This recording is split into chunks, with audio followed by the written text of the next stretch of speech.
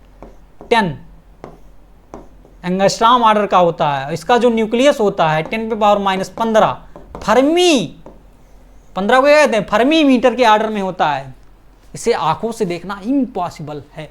इतना छोटी चीज के बारे में हम जा रहे हैं पढ़ने। जैसे कि पहले क्या, देखो बच्चों, हाइड्रोजन, हम एटम के साथ साथ उसका क्या एटॉमिक वेट और एटॉमिक मास के बारे में भी बताएंगे। चलिए यहाँ हमने जैसे कि पहले बताया था, किसी भी एलिमेंट का रिप्रेजेंटेशन x द्वारा करते हैं तो y और z क्या हमारा बताते हैं। ये क्या होता है, एटॉमिक नंबर होता है, एटॉमिक नंबर होता है, एटॉमिक नंबर होता है। अगर यह मॉलिक्यूल है तो मॉलिक्यूलर नंबर हो जाएगा। अगर यह क्या नाम है ऊपर z क्या हो जाएगा बच्चों, एटॉमिक मास हो जाएगा, एटॉमिक मास हो जाएगा, एटॉमिक। अगर मॉलिक्यूल है तो molecular mass, atomic mass. Chemistry में मास और वेट एक ही होता है। केमिस्ट्री में मास और वेट क्या होता है बच्चों मेरे, एक ही चीज होता है। लेकिन फिजिक्स में दोनों डिफरेंट होते हैं, दोनों डिफरेंट होते हैं। चलिए इसको देखते हैं मेरे प्यारे प्यारे बच्चों, आइए देखते हैं। ऑफलाइन मेरी दिल ही अच्छा थी कि मैं ऑफलाइन क्लास में पढ़ाऊँ, लेकिन किसी कारण बस ऑनलाइन मेरा कॉलेज जब तक नहीं डिसाइड हो जाता तब तक मैं ऑफलाइन नहीं पढ़ा सकता। लेकिन ऑफलाइन पढ़ाऊँगा ज़रूर।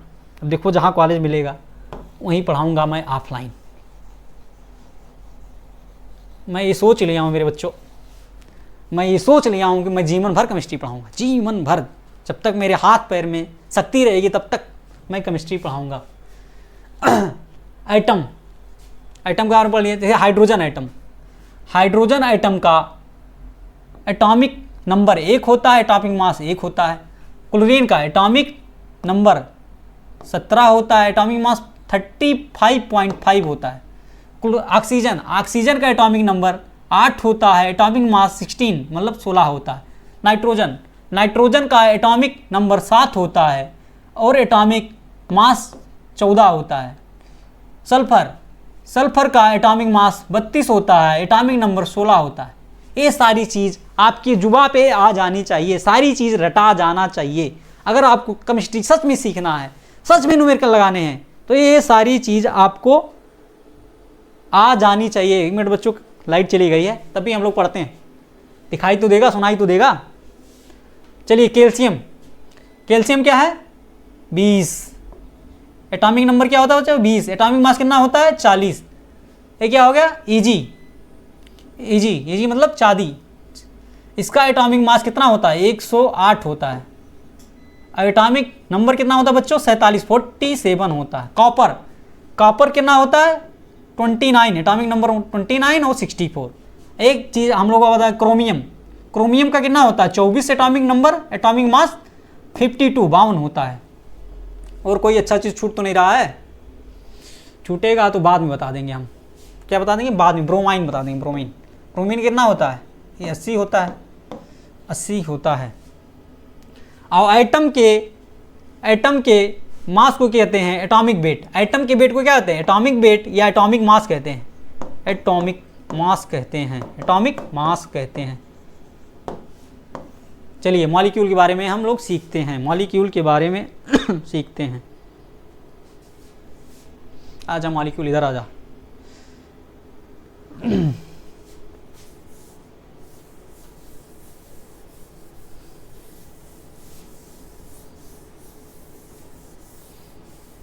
चलिए मैं मॉलिक्यूल मास निकाल के दिखा, सबको छुपा देता हूँ, मॉलिक्यूलर मास निकालता हूँ। आप भी मेरे साथ निकालिएगा, ठीक है। लापरवाही नहीं, पढ़ाई में सब चीज़ में लापरवाही, लेकिन पढ़ाई में लापरवाही नहीं। पढ़ाई में लापरवाही बिल्कुल भी नहीं चलेगी, वरना सिलेक्शन से बहुत दूर हो जाएंगे आप। सब कुछ त्याग करना पड़ता है तो जाके एक बच्चे का सिलेक्शन हो। मैं जानता हूँ 554 नंबर लाने के लिए, मैं जानता हूँ इतना प्रेशर रहता है बच्चों, क्या बताएं। डरना नहीं है, बस पढ़ना है, पढ़ाई करना है, अपने आप पे भरोसा करना है, बात खत्म। आगे देखते हैं, इसको और बड़ा कर लें।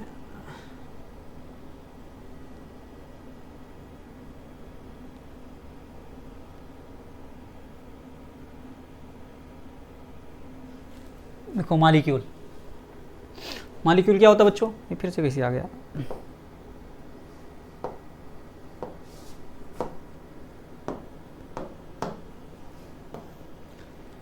तुम फिर से आ गए।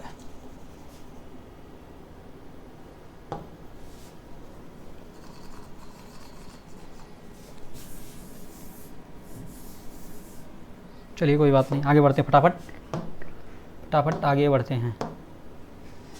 चलिए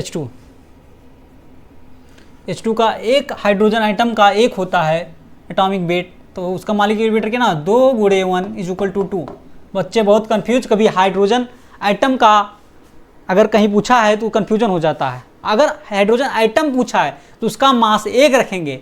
अगर हाइड्रोजन मॉलिक्यूल पूछा है, छोटी छोटी बातें याद करना बहुत जरूरी। मॉलिक्यूल पूछा है तो 2 × 1 का गुणा कर देंगे 2 से, तो 2 आ जाएगा। जैसे ऑक्सीजन, एक ऑक्सीजन का 8 होता है तो 2 का कितना हो जाएगा मॉलिक्यूलर वेट। मॉलिक्यूलर वेट होता है एटॉमिक वेट समेसन। आप क्या होता है, समेसन का साइन जोड़ का साइन होता है, दोनों को जोड़ देंगे। मॉलिक्यूल क्या होते हैं, मेनी होते हैं। क्या होते हैं, मास मॉलिक्यूल, मास ए मेनी। ये मेरा ट्रिक है बच्चों, याद करने का ट्रिक। मास ई मॉलिक्यूल, मास ए मेनी कहते हैं। 8 × 16 वाटर का, वाटर में क्या है H2 है और वो है, तो एक हाइड्रोजन का 1, 2 हैं तो गुणे 2 कर देंगे। ऑक्सीजन का कितना होता है 16 होता है। ऑक्सीजन कितना होता है 16 होता है। यहाँ सॉरी 16 2 32 हो जाएगा, सॉरी बच्चों 16, एक ऑक्सीजन का 16 होता है ना एटॉमिक मास, तो 16 2 32 नहीं हो जाएगा। ध्यान रखेंगे, ऐसा गलती नहीं करेंगे। आई एम सॉरी बच्चों। 16 2 कितना हो जाएगा 18। वाटर कितना आ गया मॉलिक्यूलर वेट 18 आ गया। अब चलिए BaCl2.2H2O, अगर कहीं किसी कंपाउंड के साथ डाट करके वाटर लगाया गया है तो इसे हम लोग बच्चों कहते हैं crystalline water. Crystalline water, crystalline water या लेटिस वाटर, क्रिस्टलाइन वाटर या लेटिस वाटर कहते हैं। मॉलिक्यूलर वेट इसका क्या है, बेरियम। बेरियम कितना होता है बच्चों, बेरियम का कितना होता है, बेरियम का 137 होता है। बेरियम का 137 होता है। क्लोरीन कितना होता है 35.5, तो 2 हैं तो 2 × 35.5 प्लस 1, 2 वाटर हैं तो 2 × 1 हाइड्रोजन का 1, तो गुणे 2 हैं तो 2 × 1 पता है। ऑक्सीजन कितना होता है 16 होता है, तो 16 2 18 दूना 36, तो क्या आ गया ना 36 आ गया। ये 35.5 × 2 करेंगे तो 70 आ जाएगा, प्लस 137 है ही, सबको जोड़ लेंगे तो कितना आ जाएगा बच्चों 244 आ जाएगा। कितना आ जाएगा 244 आ जाएगा। अब क्या है ammonium chromate. Ammonium chromate, ammonium chromate का देख लेंगे मॉलिक्यूलर वेट। नाइट्रोजन का कितना होता है 14 होता है, नाइट्रोजन का 14 प्लस 1 हाइड्रोजन का 1, तो 4 हाइड्रोजन कितना हो गया 4 × 1, 4 × 1, लेकिन 2 है होल ट्वाइस है तो हम भी गुणे 2 लगा देंगे, गुणे 2 लगा देंगे। वीडियो एक मिनट हाँ। क्रोमियम का हम लोग बच्चों इसलिए बनाया था कि क्रोमियम बहुत जरूरी है, हर जगह आ जाएगा, चाहे पोटेशियम डाइक्रोमेट में आएगा, डी ब्लॉक में आप क्रोमियम का एटॉमिक मास एटॉमिक नंबर के खूब पढ़ेंगे क्रोमियम, चाहे वो पोटेशियम डाइक्रोमेट हो जाएगा, चाहे वो मैग्नीशियम, ढेर सारा आएगा। इसलिए मैं क्रोमियम को बताया कितना होता है 52 होता है। कितना होता है 52 होता है। और एक ऑक्सीजन का कितना होता है बच्चों 16, तो 4 ऑक्सीजन कितना हो जाएगा 4 × 16, 16 चौक के 64, कितना होगा 16 चौक के 64 प्लस 52 प्लस 14, 4 18 गुणे 2, 18 2 36, सबको जोड़ लेंगे 4 2 6 और 6 12 के 2 हासिल आए 1, 6 5 11 और 3 11 3 14, एक हासिल लिया, एक हासिल 15, कितना आ गया 152 आ गया। अमोनियम क्रोमेट का मॉलिक्यूलर वेट कितना आ गया बच्चों 152 आ गया। चलिए और देखते हैं कुछ बचा है, इधर उधर कोने में कहीं छिप तो नहीं गया है, इधर इधर देखो छिपा, इधर छिपे हैं, इसको भी देख लेते हैं।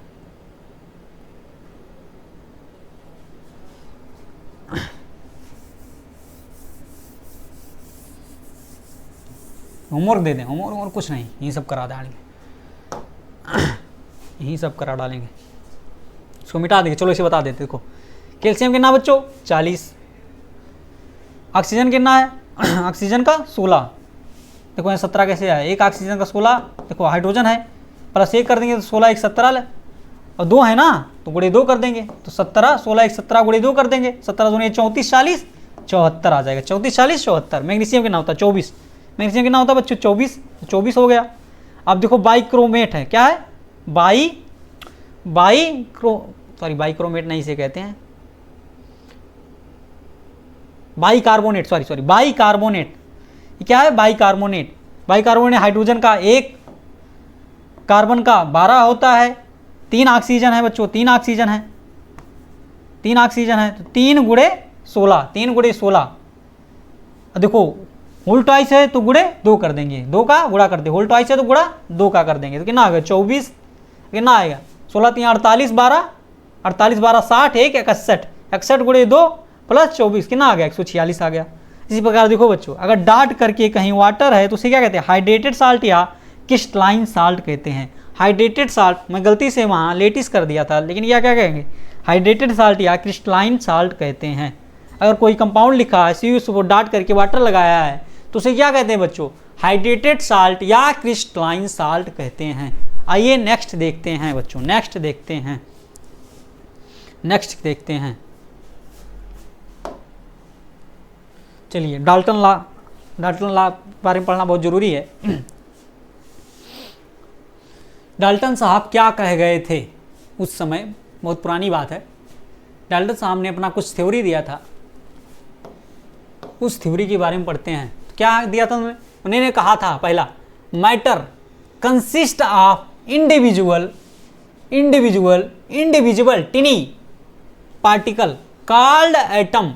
मैटर जो होते हैं इंडिविजुअल नहीं, इंडिविजुअल भी रहता है, काट दो इसे कोई दिक्कत नहीं। Matter consist of individual टिनी particle called atom. Atom से छोटे छोटे एटम से क्या इंडिविजुअल आइटम से मिलकर क्या बना होता है हमारा मैटर बना होता है। ठीक है, अगला देखते हैं। Item of same element are same type के एलिमेंट के जो एटम होते हैं वो सेम होते हैं किसमें in mass, but atom of different element are different. अगर आप जैसे कि क्या एक हमारा क्या है ये हमारा मार्कर है या क्या जी पेन है, इस पेन जिस आइटम से मिलकर बने होते हैं, जिस आइटम से मिले सारे आइटम क्या होंगे सेम होंगे, तो सेम आइटम का मास भी सेम होगा कि नहीं। ये मोबाइल हमारा डिफरेंट टाइप के आइटम से मिलकर बना है, सॉरी इसके डिफरेंट टाइप के आइटम से मिलकर बना होगा, तो इसके आइटम क्या होंगे इस आइटम के मास से क्या हो जाएंगे डिफरेंट हो जाएंगे। चलिए आगे पढ़ते हैं। तो वही हमारा कह रहा है atom of same element are same होते हैं in mass, but atom of different element are क्या हो जाएंगे डिफरेंट हो जाएंगे। समझ कर पढ़ेंगे तो चीज़ें लंबे समय तक याद रहेगा। आइए आगे बढ़ते हैं। Compound is formed when item of different element. Compound कब बनते हैं बच्चों, जब डिफरेंट टाइप के हम ये मोबाइल जानते हैं डिफरेंट टाइप के आइटम से मिलकर क्या बना है एक प्रकार का मोबाइल मान ली कंपाउंड है, तो इसमें डिफरेंट टाइप के आइटम एक फिक्स रेशियो में मिलकर एक कंपाउंड बनाते हैं। डिफरेंट टाइप के आइटम एक फिक्स रेशियो में मिलकर कंपाउंड बनाते हैं। फॉर एग्जांपल जैसे ग्लूकोज हमारा बन गया, नहीं वाटर ले लेते हैं, ग्लूकोज बड़ा हो जाएगा, वाटर ले लेते हैं। वाटर में हाइड्रोजन का रेशियो कितना होता है 2, ये मास रेशियो 2 हो गया, और ऑक्सीजन का कितना होता है 16, काटोगे 2 1 कम 2 2 8 16 1:8 आ गया। इसी प्रकार आप वाटर कहीं से भी ले लीजिए, नदी से, झील से, तालाब से, नाले का पानी ले लीजिए, मिनरल वाटर ले लीजिए, जो वाटर में हाइड्रोजन और ऑक्सीजन का जो रेशियो होता है वो फिक्स रहेगा। वो क्या बच्चों 1:8 है, वो हमेशा 1:8 ही रहना है, बदलेगा कभी नहीं। इसी को आगे हम पढ़ेंगे लॉ ऑफ कांस्टेंट कंपोजिशन या डिफिनेट प्रपोर्शन। हाँ, प्राउड साहब ने दिया था, आगे हम पढ़ेंगे। आइए 3 नियम होंगे, चौथा थ्योरी देखते हैं, थ्योरी का चौथा पार्ट देखते हैं। ये केमिकल रिएक्शन इज ये chemical reaction is result of reorganisation, मतलब दोबारा मिलकर, दोबारा रीऑर्गेनाइज होकर आप एटम, एक केमिकल रिएक्शन जो होता है आपस में रिएक्शन करके आइटमों का रीऑर्गेनाइजेशन मतलब फेरा बदली हो करके क्या बनाते हैं, केमिकल रिएक्शन पूरा होता है या प्रोडक्ट बनाता है। जैसे कि ये Cl को इसे तोड़ लो, H प्लस में तोड़ेगा Cl माइनस में, Na प्लस में तोड़ेगा वो H माइनस में, इसके प्लस को इसके माइनस के साथ दे दो, इसके माइनस को इसके प्लस के साथ दे दो, तो क्या हो गया, आइटमों का रीऑर्गेनाइजेशन हुआ कि नहीं, आइटम फिर से रीऑर्गेनाइज होके फिर से दूसरा प्रोडक्ट बना लेते हैं, दूसरा कंपाउंड बना लेते हैं। तो हमारा क्या स्टेबिलिटी पर, ऐसा क्यों होता है बच्चों, जानते हैं दुनिया में कोई भी चीज़ कहाँ जाना चाहता है, अपने स्टेबिलिटी के तरफ जाना चाहता है। दुनिया में भी कोई चीज़ कहाँ जाना चाहता है बच्चों, अपने स्टेबिलिटी की तरफ जाना चाहता है। तो क्या हो जाएगा, इसमें एनर्जी रिलीज होगा और ये स्टेबल हो जाएगा। चौथा क्या है बच्चों, item can neither be created nor destroyed, item को ना तो बनाया जा सकता है ना तो खत्म किया जा सकता है। कहाँ तक, डाल्टन के समय तक ऐसा था, लेकिन बच्चों हम लोग आज जानते हैं आइटम को भी तोड़ लिया गया है। किसमें तोड़ा गया, आप लोग बाखूबी जानते हैं, इलेक्ट्रॉन, प्रोटॉन और न्यूट्रॉन में आइटम को तोड़ लिया गया है, जिसे हम लोग इलेक्ट्रॉन, प्रोटॉन, न्यूट्रॉन को आज कहते हैं फंडामेंटल पार्टिकल। क्या कहते हैं बच्चों, फंडामेंटल पार्टिकल कहते हैं। कहाँ तक, जहाँ तक डाल्टन साहब थे वहाँ तक क्या माना जाता है, आइटम को ना तो तोड़ा जा सकता है ना तो बनाया जा सकता है। लेकिन आज के समय, आज हम कहाँ जी रहे हैं भाई, डाल्टन साहब बहुत पुराने हैं, हम लोग सदियों पुराने हैं वो, लेकिन हम लोग आज जानते हैं we know item is not individual, अकेला नहीं है, उसे तोड़ा जा सकता है, इट कंसिस्ट ऑफ, मिलकर बना होता है इलेक्ट्रॉन, प्रोटॉन और न्यूट्रॉन, जिसे क्या कहते हैं फंडामेंटल पार्टिकल। और आप लोगों ने फिजिक्स में एक चीज़ और पढ़ा होगा, क्या, हम न्यूक्लियस को भी, इलेक्ट्रॉन, प्रोटॉन को भी तोड़ सकते हैं, किसमें, क्वार्क और एंटी क्वार्क, क्वार्क और एंटी क्वार्क में बच्चों तोड़ा जा सकता है। यही होता है, जैसे जैसे समय बीतता है नई नई चीज़ें खोजी जा सकती हैं। आप आज से 10-20 साल बाद देखेंगे ऐसी ऐसी चीज़ें आ जाएंगी जिसका हम लोगों ने कभी परिकल्पना भी नहीं किया था, हम लोगों ने कभी परिकल्पना नहीं किया था। चलिए अब हमारा बेस मजबूत होते हुए हम कहाँ बढ़ चुके, आइटम के बारे में पढ़ेंगे। आइटम में क्या होता है बच्चों, न्यूक्लियस होता है। आइटम में क्या होता है बच्चों, न्यूक्लियस होता है। और आइटम में क्या होता है बच्चों, उसका बाहरी क्या होता है, इलेक्ट्रॉन चक्कर लगाते हैं। न्यूक्लियस में क्या होता है बच्चों, न्यूक्लियस में क्या होता है, प्रोटॉन होता है और न्यूट्रॉन होता है, प्रोटॉन होता है और न्यूट्रॉन होता है। प्रोटॉन पे पॉजिटिव चार्ज पाया जाता है, न्यूट्रॉन न्यूट्रल होते हैं, नॉ फॉर न्यूट्रॉन नॉ फॉर न्यूट्रल। ये दोनों मिलकर क्या बनाते हैं, न्यूक्लियस बनाते हैं। इन्हीं न्यूक्लियस को कहते हैं एटॉमिक नंबर। ये एटॉमिक नंबर के बराबर होता है, ये एटॉमिक नंबर आगे हम बताएंगे, प्रूव करेंगे। तो न्यूक्लियस के अंदर क्या होता है, एटम किससे मिलकर बनते हैं, न्यूक्लियस और एक्स्ट्रा न्यूक्लियर पार्ट। न्यूक्लियस में क्या होता है, न्यूट्रॉन प्लस प्रोटॉन होता है, जिन्हें मिलकर क्या कहते हैं, न्यूक्लियस कहते हैं। ये क्या एटॉमिक नंबर के बराबर होते हैं। न्यूट्रॉन और प्रोटॉन मिलकर न्यूक्लियस बना दिए। न्यूक्लियस के अंदर क्या होता है, न्यूट्रॉन प्रोटॉन में चेंज होता है और प्रोटॉन न्यूट्रॉन में चेंज होता है, न्यूट्रॉन न्यूट्रॉन में, प्रोटॉन प्रोटॉन में, आपस में कन्वर्जन होते रहते हैं। बहुत तेजी से ये कन्वर्जन होता है, किसके द्वारा, आपस में न्यूक्लियर फोर्स, इन्हीं के माध्यम क्या लगता है, न्यूक्लियर फोर्स। और दुनिया का सबसे स्ट्रांग फोर्स क्या है, न्यूक्लियर फोर्स। दुनिया का सबसे स्ट्रांग फोर्स न्यूक्लियर फोर्स होता है। जान रहे, इलेक्ट्रोस्टैटिक फोर्स जो होता है वो न्यूक्लियर फोर्स से, देख रहे हो, लगभग कितना 10 पे पावर 31, 29 से 31 टाइम क्या होता है, वीक होता है, किससे, न्यूक्लियर फोर्स से। कौन, electrostatic force of attraction, electrostatic force of attraction. Extra nuclear part, जैसे कि हम लोग पढ़े हैं, बचपन में पढ़े हैं, एक न्यूक्लियस होता है बच्चों, क्या होता है, न्यूक्लियस। इसे क्या कहते हैं, न्यूक्लियस। क्या है बच्चों, न्यूक्लियस है। क्या है, न्यूक्लियस। न्यूक्लियस के अंदर न्यूट्रॉन प्लस प्रोटॉन है, उसके क्या बाहर सेल हैं, सेल को क्या कहते हैं, ऑर्बिट कहते हैं। उस ऑर्बिट में क्या पाया जाता है, इलेक्ट्रॉन इलेक्ट्रॉन इलेक्ट्रॉन, चारों ओर चक्कर लगाते हैं। चक्कर लगाने के लिए वो एनर्जी कहाँ से मिलती है, electrostatic force of electron, electrostatic force of attraction. इसी के द्वारा ये इलेक्ट्रोस्टैटिक फोर्स किसका काम करता है, सेंट्रीफ्यूगल फोर्स का काम करता है। आप लोग फिजिक्स में पढ़े होंगे, किसी भी वस्तु को एक गोले में, एक घेरे में या सर्कल में घुमाने के लिए कौन सा फोर्स चाहिए? सेंट्रीफ्यूगल या सेंट्रीपिटल फोर्स चाहिए। टेक्सटाइल न्यूक्लियर पार्ट में क्या होता है? हियर, यहाँ पर क्या होता है? Electron revolves around the nucleus due to electrostatic force of attraction. किससे बच्चों? इलेक्ट्रोस्टैटिक फोर्स ऑफ अट्रैक्शन से। चलिए एक क्वेश्चन कर लेते हैं, देन आगे बढ़ते हैं।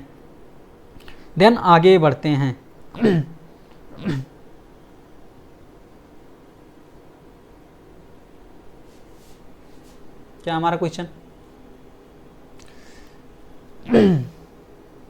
थोड़ा गले में प्रॉब्लम, कोई दिक्कत नहीं, पढ़ाने के लिए कुछ भी, चाहे गला दर्द करे चाहे पैर। Question, which particle can be most easily removed from atom? Which particle can participate in chemical reaction? आप लोग जानते हैं बच्चों, आप लोग खुद सोचिए, थिंक नेचुरली, हमेशा नेचुरली चीज को सोचा जाता है। आप जानते हैं न्यूक्लियस के अंदर प्रोटॉन प्लस न्यूट्रॉन होते हैं। किससे बने होते हैं? दुनिया का सबसे ताकतवर फोर्स क्या होता है बच्चों? न्यूक्लियर फोर्स होता है। दुनिया का सबसे ताकतवर फोर्स है, तो क्या उस फोर्स से न्यूट्रॉन और प्रोटॉन निकल सकते हैं? कभी नहीं निकल सकते हैं। इलेक्ट्रॉन क्या होता है बच्चों? इलेक्ट्रोस्टैटिक फोर्स, जो कि न्यूक्लियर फोर्स के मुकाबले क्या होता है? वीक होता है। न्यूक्लियस हमारा क्या है? ये न्यूक्लियस, इसके चारों तरफ क्या? इलेक्ट्रॉन घूम रहा है। किसके द्वारा? इलेक्ट्रोस्टैटिक फोर्स के द्वारा। तो आउटर इलेक्ट्रॉन जो होते हैं वही हमारा क्या, ये भाई जो बधा है ये न्यूक्लियर फोर्स से, ये जाएगा निकल के केमिकल रिएक्शन में पार्टिसिपेट करने? कभी नहीं जा सकता। लेकिन हमारा जो क्या ऑर्बिट में क्या होते हैं? इलेक्ट्रॉन होते हैं, वो इजिली निकल सकते हैं और रिएक्शन में पार्टिसिपेट कर सकते हैं। तो बच्चों हमारा क्या हो जाएगा? Most easily removed from atom या पार्टिसिपेट इन केमिकल रिएक्शन क्या हो जाएगा? हमारा इलेक्ट्रॉन हो जाएगा। चलिए फिर जो उसके साथ आगे बढ़ते हैं। क्या करेंगे बच्चों? आप कैलकुलेशन करेंगे किसका? नंबर ऑफ इलेक्ट्रॉन, प्रोटॉन और न्यूट्रॉन के एक एटम या आयन में कितने नंबर ऑफ इलेक्ट्रॉन होते हैं, कितने प्रोटॉन होते हैं, कितने न्यूट्रॉन होते हैं, इन सारे चीज़ों का क्या करेंगे? कैलकुलेशन करेंगे। किसमें? एक एटम में या उसके आयन में। चलिए देखते हैं। नंबर ऑफ इलेक्ट्रॉन निकालने का फार्मूला क्या बताते हो? जेड, मतलब एटॉमिक नंबर प्लस माइनस 4। अभी बताएंगे। प्लस कब लगाएंगे, कब माइनस लगाएंगे, इसको अभी बताएंगे। चलिए आगे देखते हैं। प्रोटॉन हमेशा किसके बराबर होता है? जेड के बराबर होता है। प्रोटॉन हमेशा जेड के बराबर होता है। अगर वो न्यूट्रल एटम है, क्या है? न्यूट्रल एटम, मतलब उस पर कोई चार्ज नहीं है, न्यूट्रल एटम है, तो यही नंबर ऑफ इलेक्ट्रॉन के बराबर हो जाएगा। किसके बराबर? नंबर ऑफ इलेक्ट्रॉन के बराबर हो जाएगा। किसमें बच्चों? ओनली न्यूट्रल एटम में। नंबर ऑफ न्यूट्रॉन क्या होता है? नंबर ऑफ न्यूट्रॉन क्या होता है? Atomic mass. ये क्या है? एटॉमिक मास है minus Z. Atomic mass minus Z को क्या कहते हैं? नंबर ऑफ न्यूट्रॉन कहते हैं। चलिए एग्जाम्पल के साथ देखते हैं। इसको छिपा देता हूँ, तब करने में मज़ा आएगा। चलो छिपा देता हूँ, उसके बाद खुद करके दिखाता हूँ। एक मिनट बच्चों, छिपा दूँ सबको।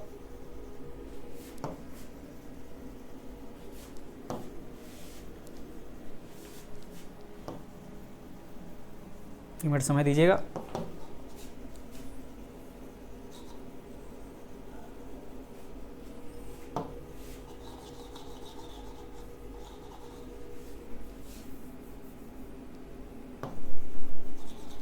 चलिए शुरू करते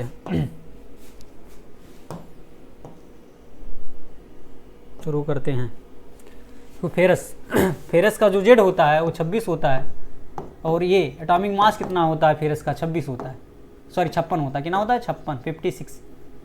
अरे यार फिर आ जाए, क्या होता है बच्चों? 56 होता है। चलिए देखते हैं। नंबर ऑफ इलेक्ट्रॉन क्या होता है? नंबर ऑफ इलेक्ट्रॉन होता है जेड के बराबर। ये चार्ज है Fe+2 आयन में। चार्ज देखो, केटायन कब बनता है? एनायन। इसको ध्यान से सुन लेंगे। केटायन कब बनता है? किसी पे प्लस चार्ज कब आएगा? जब इलेक्ट्रॉन निकल जाएगा। जब आप इलेक्ट्रॉन किसी को निकाल कर दे देंगे या इलेक्ट्रॉन आपसे निकाला जाएगा किसी एटम या चार्ज से, तो उस पर क्या आ जाएगा बच्चों? प्लस चार्ज आ जाएगा। आप इलेक्ट्रॉन उस एटम या उस आयन को दे देंगे तो उस पर क्या आ जाएगा? निगेटिव चार्ज आ जाएगा। चलिए देखते हैं। जेड का क्या होता है, सॉरी Fe का जेड जो होता है एटॉमिक नंबर 26 होता है, एटॉमिक मास 56 होता है। इलेक्ट्रॉन क्या होते हैं बच्चों, number of electron Z plus minus 4, Z plus minus 4, Z इसका कितना बच्चों 26। आप पे प्लस कब आएगा, जब आप इलेक्ट्रॉन आपसे निकाल देंगे, मतलब तब आप पे प्लस चार्ज आता है। कितना चार्ज आया, +2 का, यानी कि 2 इलेक्ट्रॉन आपने निकाल दिया है, तो 2 इलेक्ट्रॉन आप भी निकाल दीजिए, 2 निकाल दिए तो कितना आ गया नंबर ऑफ इलेक्ट्रॉन 24 आ गए। प्रोटॉन जानते हो जेड के बराबर होता है, प्रोटॉन जेड कितना बच्चों 26। नंबर ऑफ न्यूट्रॉन कितना होता है, ये मतलब एटॉमिक मास कितना है 56 माइनस नंबर ऑफ प्रोटॉन या नंबर ऑफ जेड, जेड कितना है बच्चों इसका 26 है। 56 में से 26 निकालेंगे कितना आ जाएगा 30 आ जाएगा, कितना आ जाएगा 30। सल्फर का जेड कितना होता है, एटॉमिक नंबर कितना होता है बच्चों, सल्फर का कितना होता है 16, एटॉमिक मास कितना होता है ये, यानी कि ये इसका होता है 32। नंबर ऑफ इलेक्ट्रॉन क्या होता है जेड प्लस माइनस 4, जेड इसका कितना बच्चों 26, और कितना इलेक्ट्रॉन, क्या आप इलेक्ट्रॉन किसी से ले रहे हैं तभी तो माइनस आएगा, आप इलेक्ट्रॉन किसी से ले लेंगे तो इस पर प्लस, इलेक्ट्रॉन उस पर जुड़ेंगे तभी तो माइनस आएंगे। 2 इलेक्ट्रॉन जुड़ गए तो 16 2 18 हो जाएगा, 16 2 18 हो जाएगा। प्रोटॉन बच्चों जेड के बराबर होते हैं, जेड हमारा कितना है 16 है। और नंबर ऑफ न्यूट्रॉन कैसे होते हैं, नंबर ऑफ न्यूट्रॉन होता है ये माइनस जेड, ये कितना बच्चों 32, और जेड कितना है 16, 32 में से 16 घटाएंगे बच्चों क्या आ जाएगा 16 आ जाएगा, 16 आ जाएगा। कॉपर +2 आयन के बारे में देखते हैं, इसे बोलते हैं क्यूप्रिक आयन बोलते हैं, अभी बताएंगे। क्यूप्रस क्या होता है, क्यूप्रिक क्या होता है अभी हम बताएंगे, बहुत इंपॉर्टेंट है। नंबर ऑफ इलेक्ट्रॉन क्या होता है जेड कितना है 29 प्लस माइनस 4, अगर आप इलेक्ट्रॉन निकाल रहे हैं तो निकाल, 2 इलेक्ट्रॉन निकाल रहे हैं तभी तो प्लस आया, तो निकाल दीजिए कितना आ गया 27 आ गया। प्रोटॉन क्या होते हैं जेड के बराबर होते हैं, जेड कितना है 29 है, बात खत्म। ये कितना है, कॉपर का एटॉमिक मास कितना होता है बच्चों 64 होता है, और जेड कितना होता है बच्चों कॉपर का 29। घटाएंगे कैसे, इससे एक उदाहरण लेंगे, कितना हो गया 14 हो गया, 14 में से 9 गया, 9 5 14 5 आ गया, कितना बच्चा 5 में से 3 गया, सॉरी हाँ 5 में से 2 गया, बच्चा 3, कितना आ गया 35 आ गया। CO2 का देखते हैं, CO2 दिख रहा है ना, चलो लिखेंगे तो दिखेगा, भले से लाइट गई। इलेक्ट्रॉन कितना है बच्चों, इलेक्ट्रॉन कोई चार्ज नहीं है तो इलेक्ट्रॉन कितना है, number of electron neutral atom के लिए नंबर ऑफ इलेक्ट्रॉन किसके बराबर होता है जेड के बराबर होता है, एटॉमिक नंबर के बराबर होता है। कार्बन का कितना है 6 एटॉमिक नंबर, कार्बन का 6, ऑक्सीजन का 8 होता है, तो 2 है तो 2 × 8 हो जाएगा, 8 दूनी ये 16 6 22, कितना आ गए बच्चों 22 आ गए। प्रोटॉन, नंबर ऑफ प्रोटॉन कितने होते हैं जेड के बराबर। न्यूट्रल एटम में हम जानते हैं, न्यूट्रल एटम में क्या होते हैं, नंबर ऑफ प्रोटॉन और नंबर ऑफ इलेक्ट्रॉन बराबर होते हैं, तो न्यूट्रल एटम है तो 22 है तो 22 यहाँ भी आ जाएंगे। और क्या नंबर, ये न्यूट्रॉन कैसे निकाले, न्यूट्रॉन क्या होता है ये माइनस जेड होता है। ये कितना है बच्चों, ये है हमारा, निकाल लेंगे। कार्बन कितना होता है 12, ऑक्सीजन कितना होता है 18, सॉरी 16, ऑक्सीजन कितना होता है 16, तो 2 × 16, 16 दूनी ये 32 12 44, कितना आ गया 44, माइनस जेड कर देंगे, जेड कितना है 22, 44 में से 22 घटाएंगे तो हमारा कितना आ जाएगा 22 आ जाएगा, कितना आ जाएगा बच्चों 22 आ जाएगा। चलिए देखते हैं नाइट्रेट, ये क्या हमारा नाइट्रेट आयन, नाइट्राइट आयन में क्या नाम इलेक्ट्रॉन निकालेंगे नाइट्रोजन में 7 इलेक्ट्रॉन, ऑक्सीजन में 8 इलेक्ट्रॉन, 3 है तो 3 का गुणा करेंगे, 3 × 8, 8 3 24 7 31 हो जाएंगे। एक इलेक्ट्रॉन माइनस है तो एक इलेक्ट्रॉन इसमें डाला होगा, इलेक्ट्रॉन डाल देंगे प्लस कर देंगे तो कितना हो गया 32 हो जाएगा। प्रोटॉन कितना होते हैं, नंबर ऑफ जेड के बराबर होते हैं। नाइट्रोजन का जेड कितना होता है 7 होता है, ऑक्सीजन का 8 होगा तो 3 × 8, तो 8 3 24 7 31, कितना आ गया 31 आ गया। एटॉमिक मास निकाल देंगे, नाइट्रोजन कितना एटॉमिक मास 14 होता है, प्लस ऑक्सीजन का कितना होता है 16 होता है, तो 3 × 16, तो 16 3 48, 16 3 48 और 14, 8 4 12 के 2 और 4 और 1 5, एक असलिया 6, कितना हो गया 62, कितना हो गया 62, माइनस किसके जेड के, जेड कितना हमारा 31, तो 62 में से 31 गया तो कितना बचा 31, 31 ही बचेगा बच्चों। इसी प्रकार D3 O प्लस का ड्यूटेरियम आयन के बारे में देखेंगे। ड्यूटेरियम में इलेक्ट्रॉन कितना होता है, तो 3, एक ड्यूटेरियम का 1 होते हैं 1 इलेक्ट्रॉन, तो 1 × 3 1 × 3 ऑक्सीजन कितना होता है, ऑक्सीजन के कितने इलेक्ट्रॉन होते हैं, 8 इलेक्ट्रॉन होते हैं। एक इलेक्ट्रॉन निकाल दिया तो -1 कर देंगे, तो 3 × 3 = 8, 3 × 11 में से 1 गया, बचा 10। कितने आ गए इलेक्ट्रॉन, 10 आ गए। अब प्रोटॉन जेड के बराबर होता है, तुम्हारा जेड कितना है, तो 3 × 1, 3 ड्यूटेरियम है × 1 प्लस ऑक्सीजन कितना है 8 है, तो 8 × 3 = 11 हो गया। अब नंबर ऑफ न्यूट्रॉन निकाल देंगे, नंबर ऑफ ये -z होता है बच्चों, ये -z होता है, नंबर ऑफ न्यूट्रॉन कितना होता है, ये -z होता है बच्चों। ये कैसे निकालेंगे, 3 नाइट्रोजन, अरे 3 ड्यूटेरियम के लिए 3 × 1 ऑक्सीजन कितना होता है 16 होता है, 16 × 3 = 19 माइनस जेड कितना है 11, 19 में से 11 घटा देंगे तो बचा कितना, 19 में से 11 घटा देंगे तो बचेगा 8। हमारा क्या बचेगा बच्चों, 8 बचेगा। क्या बचेगा, 8 बचेगा, 8 बचेगा। अभी देख लो ना, 8 आया, उधर 11 आया, इधर 8। अब देख लीजिए, खुद वेरीफाई कर लीजिए। अब चलिए कुछ नोट्स के बारे में देख लेते हैं, कुछ नोट्स के बारे में देख लेते हैं।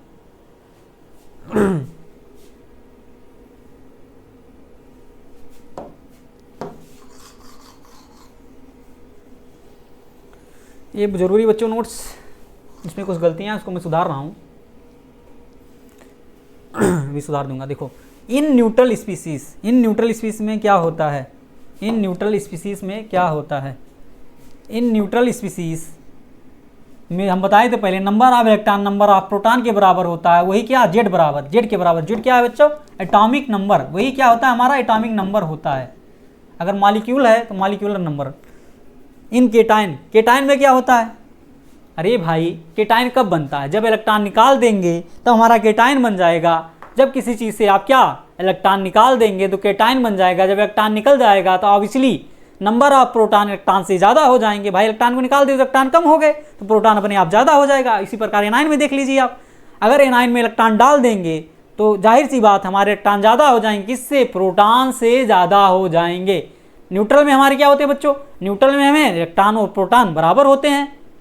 अगर आप केटाइन बनाते तो इलेक्ट्रॉन निकालेंगे तो इलेक्ट्रॉन की कमी आ जाएगी, इसीलिए प्रोटॉन की संख्या ज़्यादा हो जाती है। अगर आप एनाइन बनाते हो तो इलेक्ट्रॉन डाल देंगे, इलेक्ट्रॉन की संख्या ज़्यादा हो जाती है, तो इसीलिए इलेक्ट्रॉन प्रोटॉन से ज़्यादा हो जाएंगे। किसमें, इन एनाइन में, इन एनाइन में ध्यान रखेंगे। चलिए देखते हैं, देख लेते हैं इन केटाइन में क्या होता है बच्चों। इलेक्ट्रॉन निकल गया तो इलेक्ट्रॉन की संख्या किससे, प्रोटॉन से कम हो जाए तो प्रोटॉन ज़्यादा हो जाएंगे। प्रोटॉन देखो ज़्यादा हो गया किससे, इलेक्ट्रॉन से। अगर इलेक्ट्रॉन निकालेंगे, एक इलेक्ट्रॉन निकालेंगे, एक इलेक्ट्रॉन रिमूव कर देंगे, एक इलेक्ट्रॉन रिमूव कर दिया, यानी कि एक प्रोटॉन क्या हो गया, ज़्यादा हो गया, तो उसे क्या कहते हैं, मोनोवैलेंट केटाइन कहते हैं। उसे क्या कहते हैं बच्चों, मोनोवैलेंट केटाइन। अगर 2 इलेक्ट्रॉन ज़्यादा हो गए, 2 इलेक्ट्रॉन क्या हो गए, ज़्यादा हो गए, सॉरी 2 प्रोटॉन ज़्यादा हो गए, 2 प्रोटॉन ज़्यादा हो गए, 2 प्रोटॉन ज़्यादा हो गए, ज़्यादा हो गए, चलो अंग्रेजी में लिखते हैं, ज़्यादा हो गए, तो प्रोटॉन ज़्यादा हो गए तो उसे क्या कहते हैं, बाईवैलेंट केटाइन। बाईवैलेंट केटाइन कहते हैं, बाईवैलेंट केटाइन कहते हैं। क्या कहते हैं बच्चों, बाईवैलेंट केटाइन कहते हैं। उसका सिंबल होगा X+2, क्या हो जाएगा, X+। इस प्रकार 3 इलेक्ट्रॉन निकाल दिए तो 3 प्रोटॉन ज़्यादा हो जाएंगे, तो ट्राईवैलेंट, टेट्रावैलेंट, पेंटावैलेंट, ऐसे ढेर सारे वैलेंट बढ़ते जाएंगे, धीरे धीरे वैलेंट बढ़ते जाएंगे। देखो बाईवैलेंट हमारा, अब देखो अब इलेक्ट्रॉन ज़्यादा कर दिए, क्या कर दे, एनाइन में क्या हो जाते हैं, इलेक्ट्रॉन ज़्यादा होते हैं, क्योंकि एक इलेक्ट्रॉन उसमें ऐड कर देते हैं। अगर एक इलेक्ट्रॉन ज़्यादा हो गए तो उसे मोनोवैलेंट एनाइन बन जाएगा।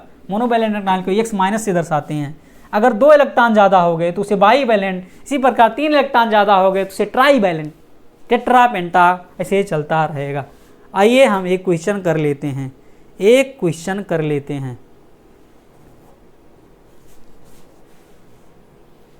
यहाँ बच्चों करेक्शन है थोड़ा, देखेंगे ध्यान से।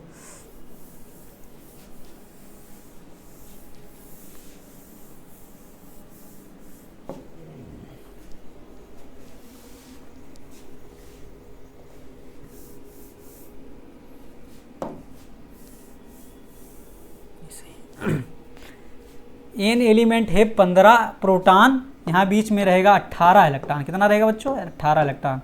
ये गलती से टाइपर ने गलत कर दिया। कितना रहेंगे? 18 इलेक्ट्रॉन और 16 neutron. Then it's symbol is, यहाँ भी गलती देखो, x+3 है, यहाँ भी x+3 ही रहे, x-3 हो जाए। हर जगह x+ थोड़ी ना घुसा दो, x-3 रहे। अब तो बच्चों ने आंसर ही पकड़ लिया होगा, बच्चों ने आंसर ही पकड़ लिया होगा। कोई बात नहीं, हमें सिर्फ कॉन्सेप्ट सीखने से मतलब रहना, और कोई दिक्कत नहीं। चलिए एलिमेंट हम देखते हैं। उसमें क्या बच्चों? प्रोटॉन Z के बराबर होते हैं। इसका प्रोटॉन कितना हो गया? 15। 15 कितना? ये क्या होता है? एलिमेंट का कैरेक्टरिस्टिक 15 कितना होता है? फास्फोरस का होता है, फास्फोरस का होता है बच्चों। इसमें न्यूट्रॉन कितना है? न्यूट्रॉन हमारे कितना है? 16 है। इलेक्ट्रॉन कितना है बच्चों?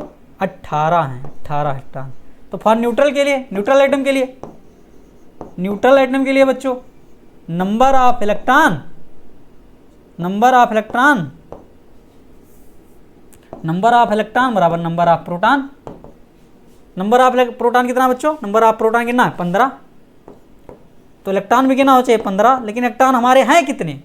इलेक्ट्रॉन हमारे कितने हैं? 18 इलेक्ट्रॉन है। मतलब 3 इलेक्ट्रॉन आपने एक्स्ट्रा दे दिए।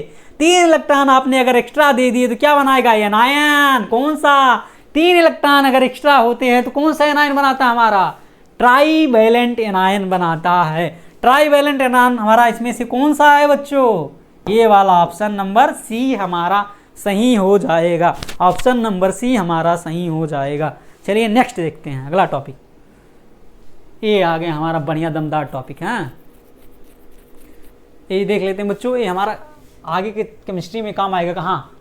जब हम इलेक्ट्रोलिटिक केमिस्ट्री पढ़ेंगे या हम कहाँ पढ़ेंगे? रेडॉक्स रिएक्शन पढ़ेंगे, तब इसका यूज होगा। थोड़ा सा आप देख लीजिए, आप देखे रहेंगे एक बार तो बहुत काम आएगा इन फ्यूचर, अगले चैप्टर में बहुत काम आएगा। हम इसलिए इसे यहाँ डाल दिए हैं ताकि आप इलेक्ट्रॉन के बारे में निकालना सीख रहे हैं तो आप उसको भी सीख जाए, ताकि इन फ्यूचर आपको बहुत अच्छा लगे, परेशानी कोई किसी प्रकार का ना हो पाए। आइए देखते हैं क्या है फास्फेट आयन। फास्फेट आयन पे क्या बच्चों? -3 चार्ज। क्या है? -3 चार्ज। क्या दिया क्वेश्चन? क्या बच्चों? Calculate charge over 1 mole phosphate ion PO4 -3 ion. Phosphate ion को क्या कहते हैं? PO4 -3 आयन कहते हैं। तो क्या होता है बच्चों? एक आयन फास्फेट, जब एक आयन की बात करेंगे, किसकी? फास्फाइड। कितने इलेक्ट्रॉन है? 3 इलेक्ट्रॉन है, या 3 यूनिट कितना? निगेटिव चार्ज है। 3 यूनिट निगेटिव चार्ज है। 3 यूनिट क्या बच्चों? निगेटिव चार्ज है। तो इसी प्रकार 1 मोल में क्या होता है? 1 मोल कैसे निकालते हैं आयन? देखो मोल बराबर क्या होता है? मोल बराबर क्या होता है?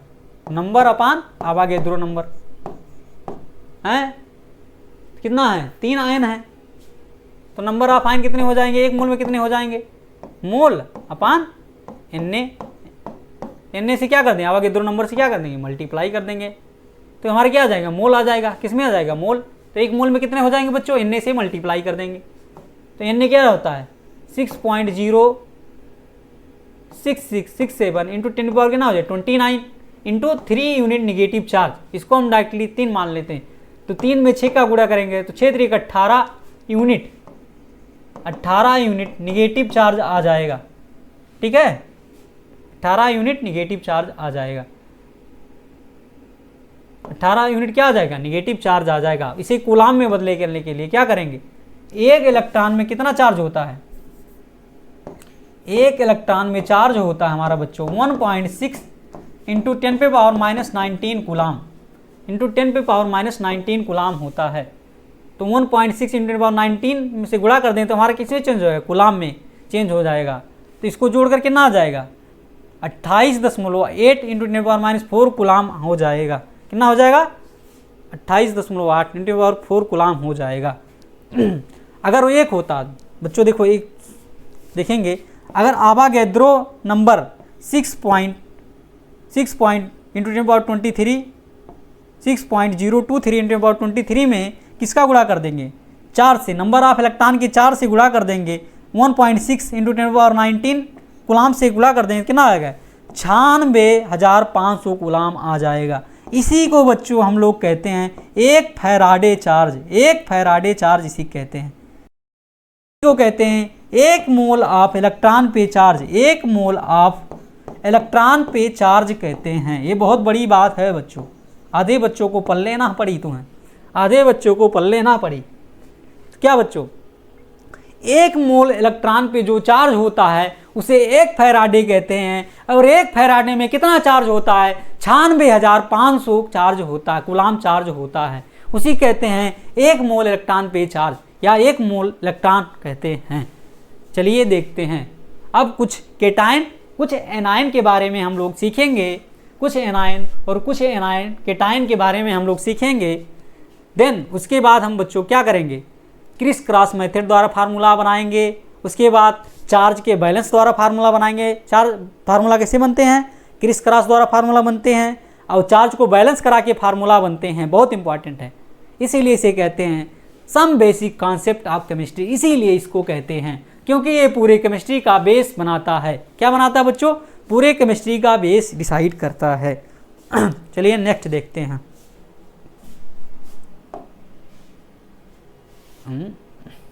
अरे यार,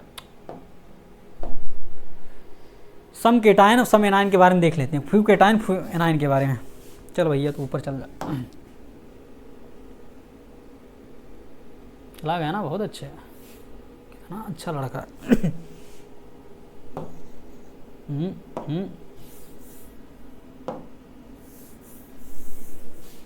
हमको ये चाहिए,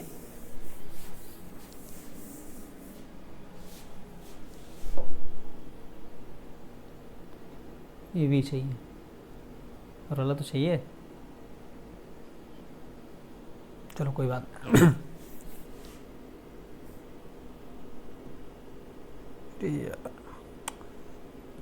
कोई बात नहीं बच्चों, कोई बात नहीं, मिनट दीजिएगा।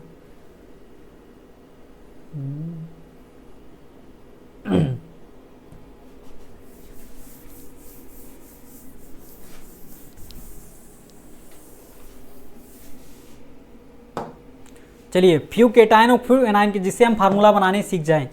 फ्यू केटायन में क्या, फर्स्ट ए के केटायन, फर्स्ट ए के केटायन क्या होता है, फर्स्ट ए में, फर्स्ट ए मतलब इस ब्लॉक में 2 ग्रुप होते हैं, first A second A. First A पे कौन सा चार्ज पाया जाता है, +1 चार्ज। फर्स्ट ए के जितने भी एलिमेंट है उस पर कौन सा चार्ज पाया जाता है, फर्स्ट ए पे जितने भी एलिमेंट है उस पर +1 चार्ज हमेशा पाया जाएगा। किसी भी परिस्थिति में क्या पाया जाएगा, +1 चार्ज पाया जाएगा। एक एक्सेप्शन है लेकिन हम नहीं बताएंगे, हम लोगों से ऊपर की चीज़, उसे कहते हैं सोडियम क्रेप्टेट। सोडियम क्रेप्टेट में सोडियम का जो बैलेंसी होता है वो -1 होता है, लेकिन इसे नहीं ध्यान रखना, बस ये बता देते हैं। सेकंड ए में क्या होता है बच्चों, इस ब्लॉक के सेकंड ए में हमारा जो चार्ज होता है वो +2 पाया जाता है। ये चार्ज हमेशा सेम रहते हैं, ये जीवन में कभी बदलते नहीं हैं। ये कहीं भी आएंगे, सेकंड ए आएंगे तो +2 चार्ज लाएंगे, और फर्स्ट ए आएगा तो हमेशा +1 चार्ज लेकर आएगा। ये जीवन में कभी नहीं बदलते, इनकी बैलेंसी और ऑक्सीडेशन स्टेट हमेशा फिक्स रहता है। क्या रहता है बच्चों, हमेशा फिक्स रहता है। वेरी वेरी इंपॉर्टेंट, क्या वेरी वेरी इंपॉर्टेंट है, ये क्या है, वेरी वेरी इंपॉर्टेंट है, क्या है, वेरी वेरी इंपॉर्टेंट। इसमें +2 चार्ज हमेशा पाया जाएगा। चलिए फ्यू केटायन के बारे में और जान लेते हैं ताकि फार्मूला बनाने में आसानी हो जाए। फार्मूला बनाने में क्या रहे बच्चों, हम लोगों को आसानी रहे। कुछ कॉमन केटायन ये कहीं भी आएंगे तो सेम चार्ज लेकर आएंगे, इनका चार्ज नहीं बदलता, इनका चार्ज जीवन में नहीं बदलता। आइए देखते हैं कौन कौन से हैं ये। भैया तुम का ही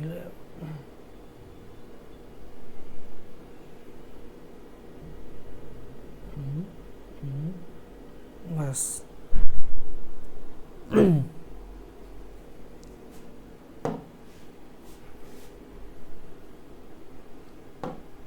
आइए देखते हैं। फर्स्ट ए के मैंने कहा, फर्स्ट ए के केटायन जीवन में कहीं भी आएंगे, पूरी केमिस्ट्री में कहाँ आएंगे, +1 चार्ज लाएंगे। सेकंड ए के केटायन केमिस्ट्री में कहीं भी आएंगे, +2 चार्ज लाएंगे। इसी प्रकार कुछ चीज़ों का, कुछ आयन का, इनका क्या होता है, चार्ज फिक्स होता है। इनका चार्ज क्या होता है, इनका चार्ज हिंदी में लिखो, इनका चार्ज क्या होता है बच्चों, इनका चार्ज फिक्स होता है। इनका चार्ज क्या होता है बच्चों, फिक्स होता है। फिक्स वाले हैं ये, बदलते नहीं अपना दल, ठीक है, फिक्स रहते हैं, समझ जाओ।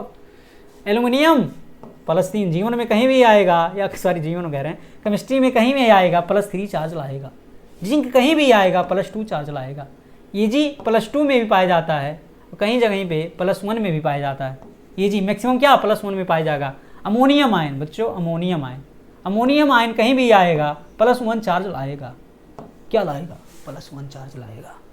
आइए आगे देखते हैं। हाँ बच्चों, एक बहुत इंपॉर्टेंट चीज़ मैं आप लोगों को बता दूं, कहाँ इक लगाते हैं, कहाँ अस लगाते हैं, कहाँ इक लगाते हैं, कहाँ अस लगाते हैं। अगर एक एलिमेंट के 2 आयन फॉर्मेट हैं तो उसमें जो कम चार्ज वाला है, उसके आगे, उसके लास्ट में प्रीफिक्स क्या लगाएंगे? अस लगाएंगे। कम चार्ज वाले पे, कम ऑक्सीडेशन स्टेट के लास्ट में या प्रीफिक्स सफिक्स क्या लगाएंगे, या लास्ट में जो लगाते हैं उसे क्या लगाएंगे? अस लगाएंगे। और अधिक चार्ज हुआ है, अधिक ऑक्सीडेशन स्टेट वाला लास्ट में क्या लगाएंगे? इक लगाएंगे। सफिक्स क्या लगाएंगे? इक लगाएंगे। जैसे कि अगर क्या आ गया, इक कहाँ लगाएंगे? इक, एक ही एलिमेंट के 2 फॉर्मेट, इक और अस। इक कहाँ लगाएंगे? मोर ऑक्सीडेशन नंबर, मोर ऑक्सीडेशन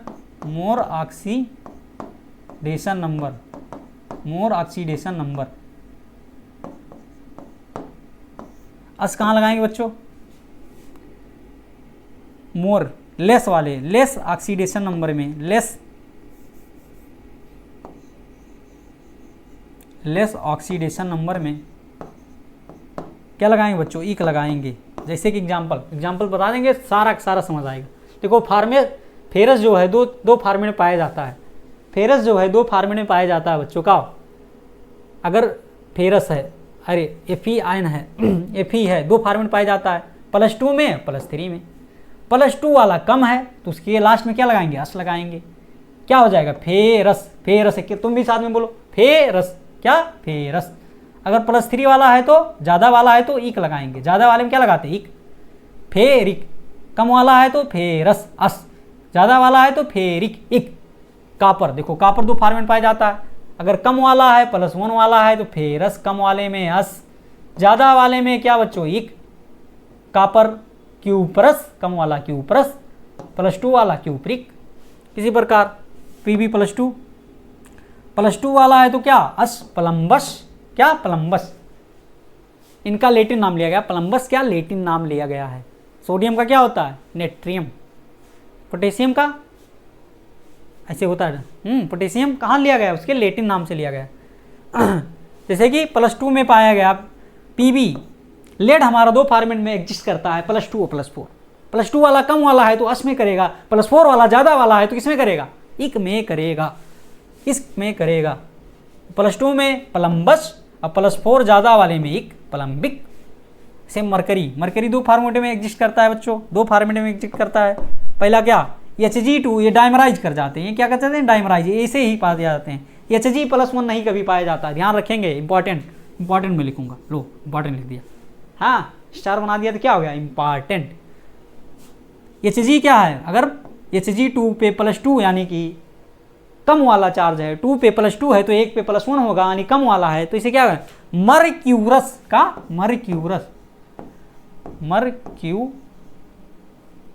क्या बच्चों? मर्क्यूरस। अगर कम वाला है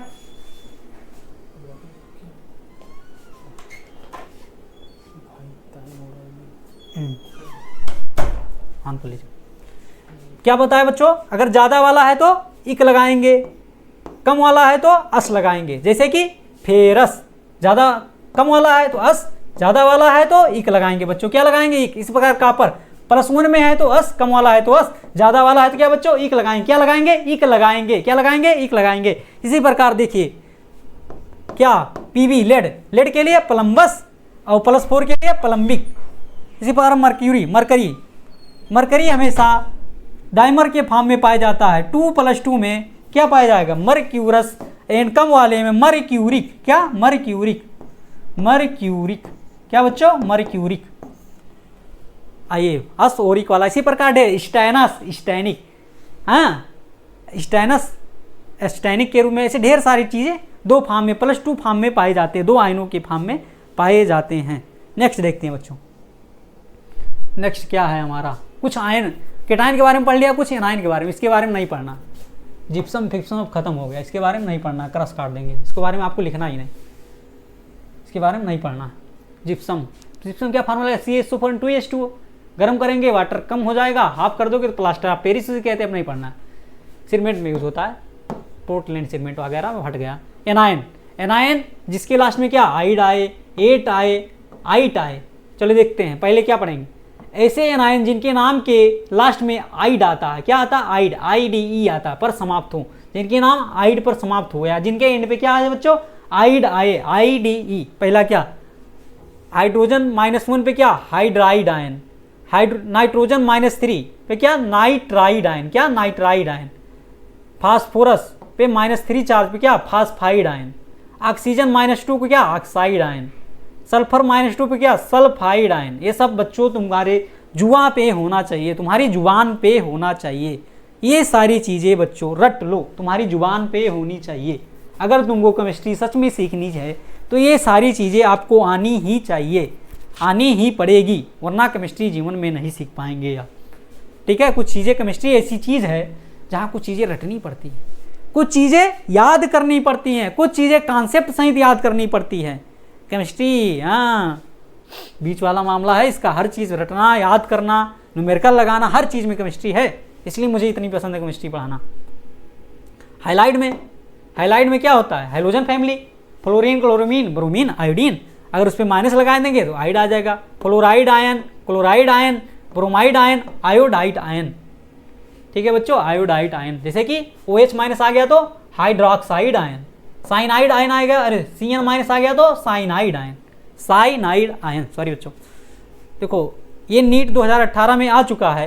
क्या एक कॉन्सेप्ट है, आप लोग आगे कहाँ पढ़ेंगे, P ब्लॉक में पढ़ेंगे। P ब्लॉक को यहीं से कनेक्ट कर रहा हूँ, हाँ यहीं से कनेक्ट करूँगा। अगर इलेक्ट्रोनिगेटिव, मोस्ट इलेक्ट्रोनिगेटिव के आगे क्या लगाते हैं, आइड। अगर दो एलिमेंट हैं, दोनों क्या है इलेक्ट्रोनिगेटिव, तो आइड उसके पीछे लगेगा जो मोस्ट इलेक्ट्रोनिगेटिव। मोस्ट इलेक्ट्रोनिगेटिव के लास्ट में, मोस्ट इलेक्ट्रोनिगेटिव, इलेक्ट्रोनिगेटिव के लास्ट में लिख देते हैं यहाँ मोस्ट इलेक्ट्रोनिगेटिव,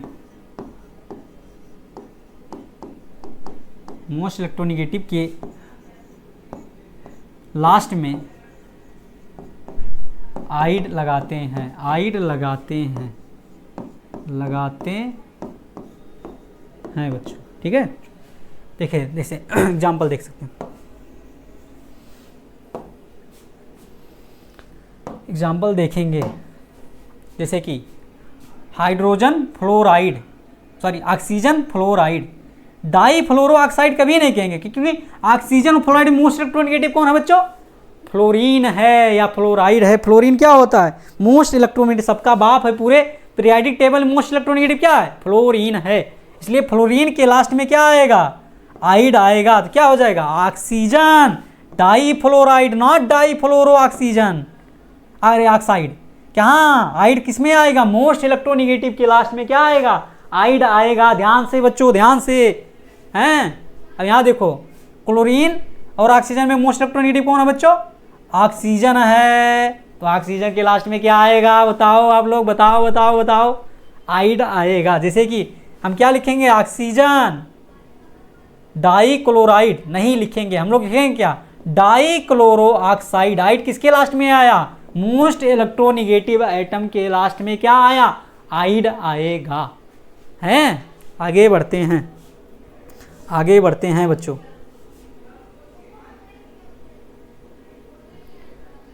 जिनके नाम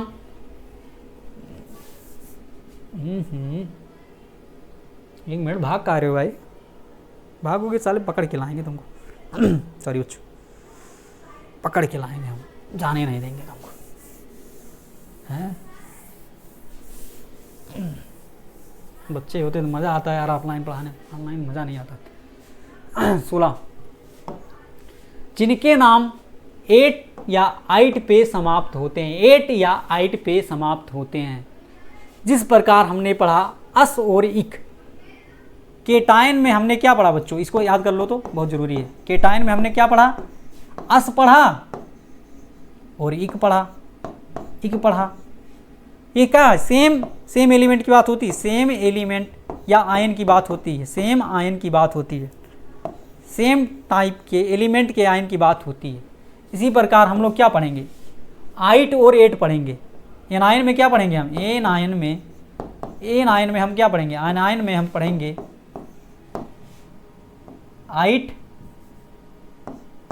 8 पढ़ेंगे और 8 पढ़ेंगे। क्या पढ़ेंगे, 8। जैसे अगर कम वाला है, जैसे NO2 माइनस और NO3 माइनस, या क्या है नाइट्राइट आयन, कम वाला है तो क्या आएगा, 8 आएगा। कम ऑक्सीडेशन, नाइट्रोजन पे इसमें कितना पाएगा, 2 दूनी 4 उधर जाएगा +3, इसमें +5। अगर कम वाला है एनायन में तो उस पर क्या आता है, 8 आता है। क्या आता है बच्चों, 8 आता है। अगर ज़्यादा वाला ऑक्सीडेशन स्टेट है तो उस पर 8 आता है, किसमें, एनायन में। और केटायन में क्या आता है बच्चों, अस आता है और इक आता है, अस आता है और इक आता है, और हमको कुछ नहीं आता। आइए आगे देखते हैं। जिनके नाम 8 और 8 पे समाप्त हों, जैसे कि CO3 माइनस, इसको बड़ा कर लेते हैं थोड़ा यार, छोटा छोटा दिख रहा है, मज़ा नहीं आ रहा,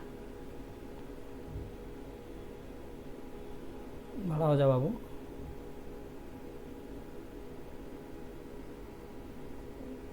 हो गया बड़ा, मुझे नहीं पता था बड़ा होने में इतना कम समय लगता, हमें तो काफ़ी समय लग गया।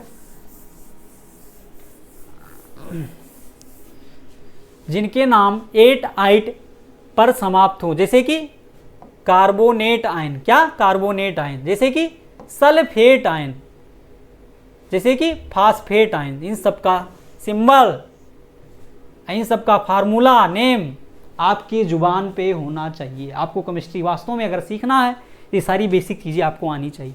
क्या बच्चों, CO3-2 carbonate ion, SO4-2 sulphate ion, PO4-3 phosphate ion हैं, HCO3- इसे कहते हैं बाई कार्बोनेट आयन, HCN- इसे कहते हैं, देखो सल्फर आ गया, सल्फर के लिए थायो और CN- के लिए साइनेट, क्या हो जाएगा, थायोसाइनेट आयन। देखो कम, हाँ देखो फिर देखो यहाँ +6, सल्फर पे +6 यहाँ आएगा बच्चों, यहाँ +4 आएगा। ज़्यादा वाले के लास्ट में क्या आता है, 8 आता है। मैंने क्या बताया, ज़्यादा वाले के लास्ट में 8 आता है, अब कम वाले के लास्ट में क्या आता है, एनायन के लास्ट में क्या आता है, 8 आता है, 8 आता है। आगे देखते हैं, नाइट्रेट आयन और नाइट्राइट आयन, ऑक्जिलेट आयन और CO2O2-2, क्या, oxalate ion, CrO4-2 chromate ion. D block में आएगा, कहीं जाना नहीं जाना, हाँ डी ब्लॉक में फिर से वापस आना। ये कहाँ आएगा, डी ब्लॉक में वापस आएगा। इसीलिए इसे अभी से रट लो, समझ लो, पढ़ लो, ठीक है, बस याद रहना चाहिए, याद रहना चाहिए। देखो ये +4 वाला था, सॉरी +3 वाला था, कम वाला है तो 8 आएगा, +5 वाला है, ऑक्सीडेशन नंबर निकालूंगा रेडॉक्स रिएक्शन में, तो क्या आएगा बच्चों, यहाँ 8 आएगा। क्या आएगा बच्चों, 8 आएगा। नेक्स्ट देखते हैं मेरे बच्चों, नेक्स्ट देखते हैं, नेक्स्ट कहाँ चलेगा यार, चलो आ गया क्रिस क्रॉस, जो जिसकी तमन्ना थी वही आ गया। इसको नहीं पढ़ते देखो, हाँ ये थोड़ा सा इंपॉर्टेंट चीज़, इसको भी याद कर लो, आता है। Na2CO3.10H2O को क्या कहते हैं, वॉशिंग सोडा कहते हैं। क्या कहते हैं बच्चों, वॉशिंग सोडा। देखो डाट है ना, डाट में हमने कहा था अगर कोई कंपाउंड लिख के बीच में डाट वाटर, उसे क्या कहते हैं, क्रिस्टलाइन, क्रिस्टलाइन सोडियम कार्बोनेट कहते हैं, या क्रिस्टलाइन वाटर उसे कहते हैं। केवल वाटर है तो क्रिस्टलाइन वाटर, अगर कंपाउंड को पूरा लिखते हो क्रिस्टलाइन सोडियम कार्बोनेट को क्या कहते हैं हम, वॉशिंग सोडा कहते हैं। और NaCO3 को क्या कहते हैं, बेकिंग सोडा कहते हैं। क्या कहते हैं बच्चों, बेकिंग सोडा कहते हैं। आइए हम क्रिस क्रॉस द्वारा फार्मूला बनाना सीखते हैं। हम लोग क्या जा रहे हैं सीखने बच्चों, फार्मूला बनाना सीखने जा रहे हैं। फार्मूला बनाएंगे किसके द्वारा, पहले क्रिस क्रॉस द्वारा फार्मूला बनाएंगे, फिर चार्ज बैलेंस के द्वारा फार्मूला बनाएंगे, चार्ज बैलेंस के द्वारा फार्मूला बनाएंगे। पहले किसके द्वारा, क्रिस क्रॉस द्वारा।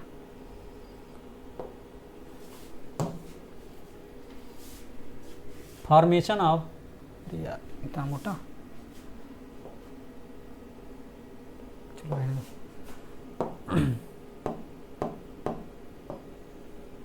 आ जाओ। Formation of formula, formation of formula, formation of, अच्छा, फॉर्मेशन ऑफ फार्मूला, हेडिंग डाल दे बस, formula by criss cross method, criss cross method, criss cross method बच्चों।